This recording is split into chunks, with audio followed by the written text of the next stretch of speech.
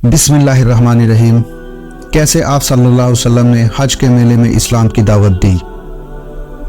हज का दिन आता तो मक्का में बड़ी चहल पहल और घमाघमी हो जाती।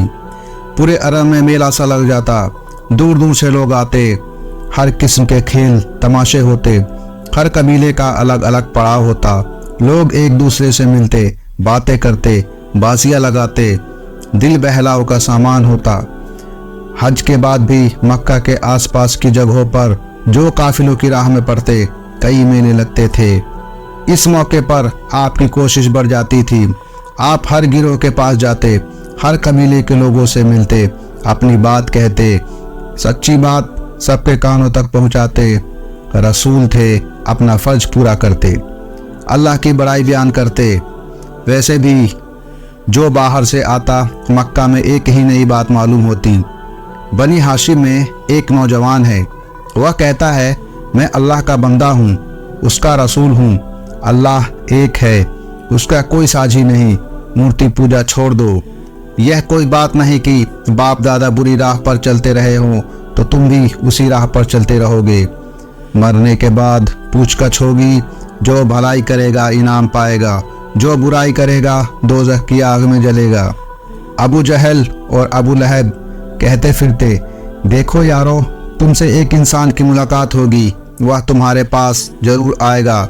मूर्तियों को बुरा कहता है, बाप दादा जिस धर्म पर चलते आए हैं उसको मिटाना चाहता है। नया दीन फैलाने की धुन में है। शायर है या फिर पागल है। तौबा तौबा, तुम उसकी बात पर ध्यान ना देना। इन बातों का उल्टा असर होता है। लोगों को चिंता हो जाती कि देखे कौन शख्स है, क्या कहता है। सच्चाई का यही हाल होता है। दोस्त तो खैर अपना हक अदा ही करते हैं, दुश्मन नुकसान पहुंचाना चाहते हैं, उल्टा उससे फ़ायदा पहुंचता है। यसरिब, जिसको हम अब मदीना कहते हैं, उस वक्त वहां अरबों के दो बड़े कबीले आबाद थे। एक का नाम औस था और दूसरे का नाम खजरज।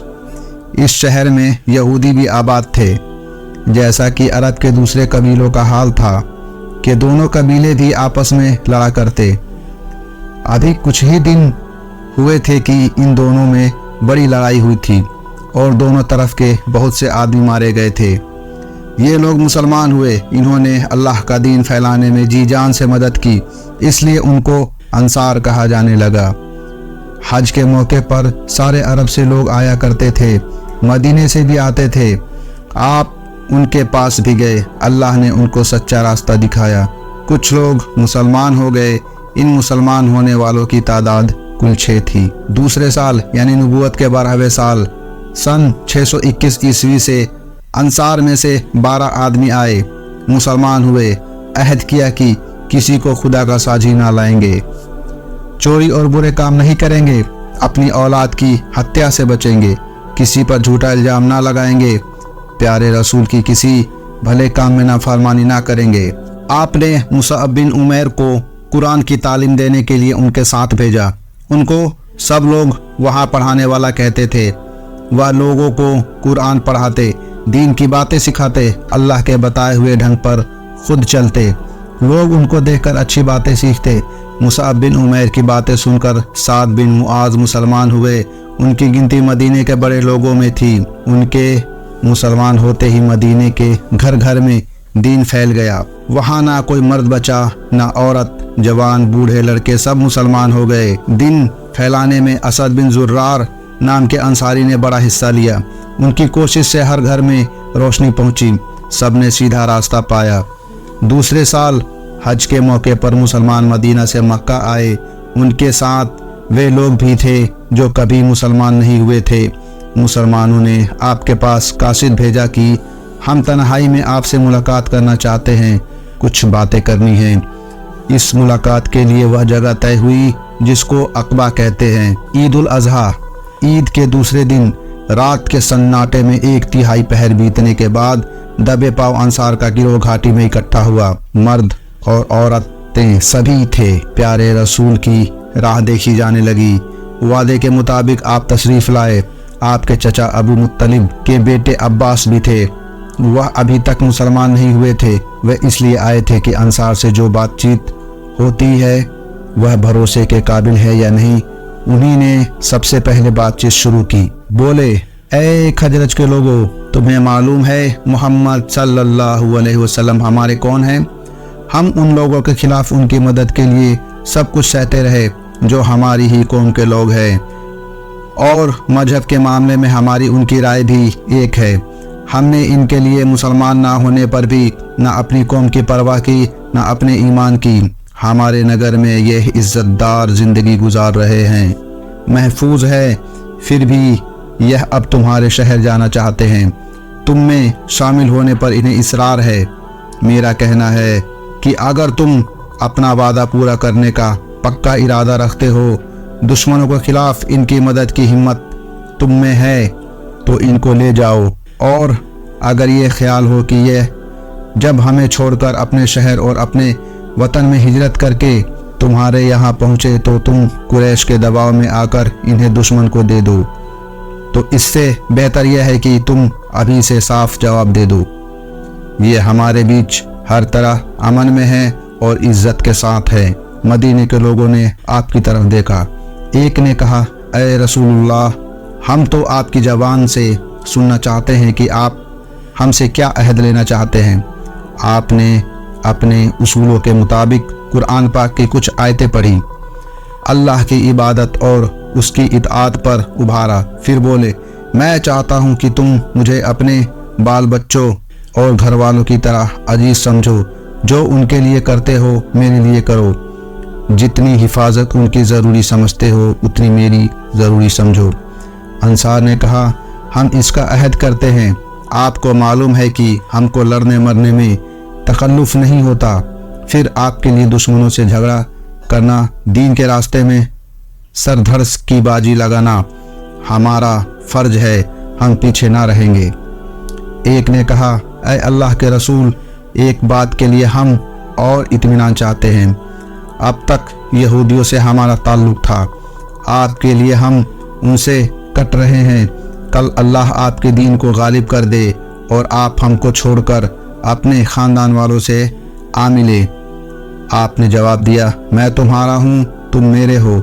जिससे तुम्हारी लड़ाई है उससे मेरी लड़ाई, जिससे तुम्हारी सुलह उससे मेरी सुलह।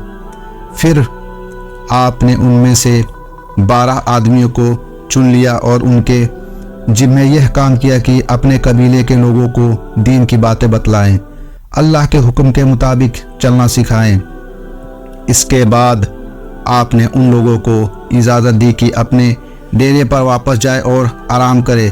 कुरैश को रात के बकिए की कुछ सुनगुन मिल गई थी, उनमें खलबली मच गई।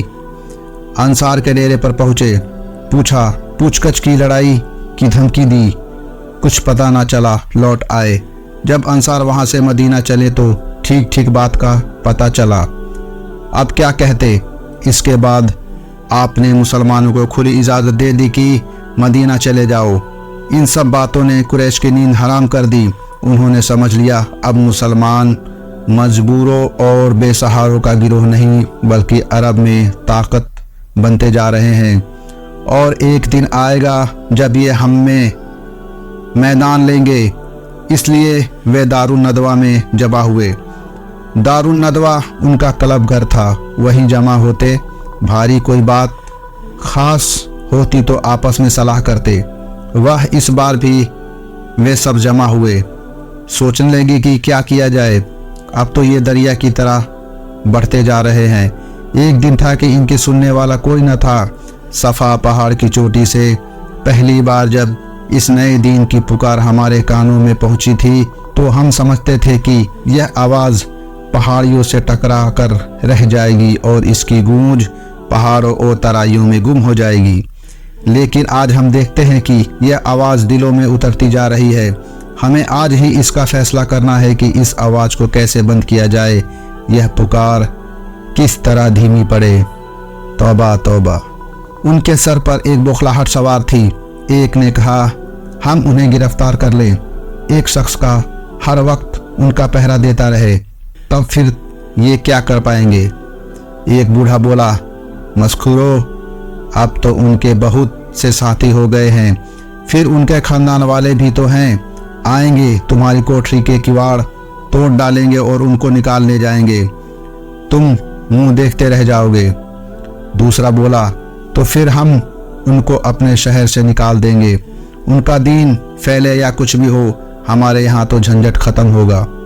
बूढ़े ने कहा, तुम लोग बड़े मूर्ख हो, तुमको मालूम है कि उसकी बातों में जादू का असर है, उसका दीन जंगल की आग की तरह फैलता जा रहा है। तुम उन्हें शहर से निकाल दोगे और वे पूरे अरब को अपना हिमायती बनाकर इस शहर में दाखिल होंगे। वह वक्त हम सब के लिए बहुत बुरा होगा। अब अबू जहल की बारी थी। वह दुष्ट प्यारे नबी को सताने और इस्लाम की मुखालफत में सदा आगे आगे रहता था। उसने कहा, मैं ऐसा उपाय बताऊं जो कभी नाकाम ना हो। हर कबीले से एक एक नौजवान नंगी तलवार हाथ में ले, सब इकट्ठा होकर उन पर हमला करें और तौबा तौबा उनको कत्ल कर डालें। फिर उनके ख़ानदान वालों की कैसे हिम्मत पड़ेगी कि बदला ले सके, किस किस से लड़ाई मोल ले सकेंगे। सबको यह राय पसंद आई। एक दिन तय हो गया।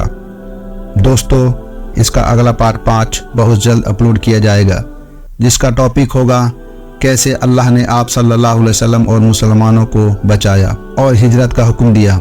अपना बहुत ख्याल रखें और नमाज ज़रूर कायम करें, क्योंकि ये अल्लाह के नबी मुहम्मद सल्लल्लाहु अलैहि वसल्लम की आंखों की ठंडक है। वीडियो पसंद आए तो लाइक करें, कमेंट करें, शेयर करें और सब्सक्राइब करना बिल्कुल ना भूलें। अस्सलामु अलैकुम व रहमतुल्लाहि व बरकातुहू।